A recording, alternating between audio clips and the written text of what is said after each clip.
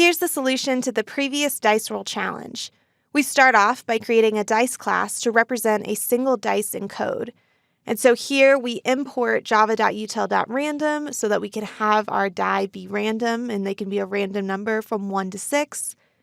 Then we have an instance of the random class actually be a property of our dice. And in our constructor of the dice, we go ahead and set this.rand equal to a new random number generator, an instance of the random class. Then we have our roll method, and inside of this roll method, we set the current roll, and the current roll is going to have the value of the random number generator's next int between 0 and 5, and then we add 1 to that number, so that way our current roll will be between 1 and 6. And then we go ahead and return this current roll at the end of the method.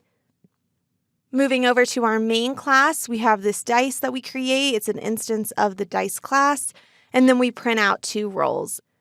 So running this method, in the console here, we get 2 and 2.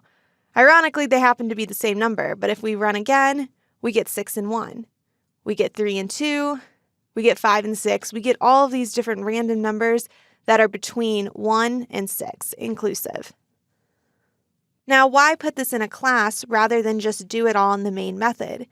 Well, we might want to add more functionality to this program and add more methods that deal with the dice. For example, let's say we wanted to know what the previous roll was.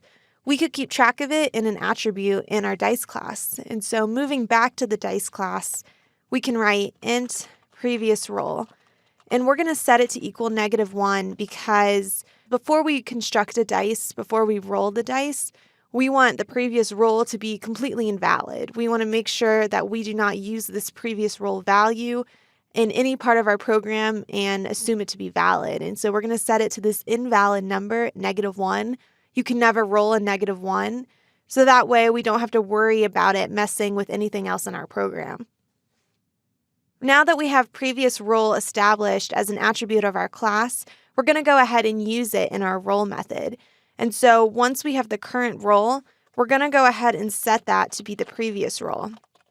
Because once we return the current roll and our current roll is 5, once we've rolled that 5, it now becomes our previous roll. And then when we roll again, that will become our previous roll. And so what we really want to do is have the previous roll be the current roll. So we'll go this.previous roll equals current roll. So we'll save that. Going back to our main class, we'll go ahead and use print statements to see this previous roll in action. And so we'll go system.out.println and go previous, and then go ahead and access the dice.previous roll.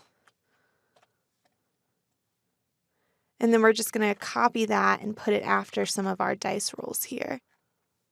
And then we'll paste it again on line 12, save that, and we'll go ahead and run the program. So our first previous should be -1 because we haven't rolled the dice yet, and so there is no previous roll. Then we rolled 2, and then from there our previous roll was 2 because we haven't rolled again. And then here we roll again, we get 5, and then when we check to see what did we just roll, it was a 5. That was our previous roll. The reason we might want to keep track of this is in case we wanted to know if someone rolled 2 3s in a row or 2 1s in a row. In the next chapter, we'll look deeper into some of the well-known object-oriented concepts and learn more about another style of programming called functional programming.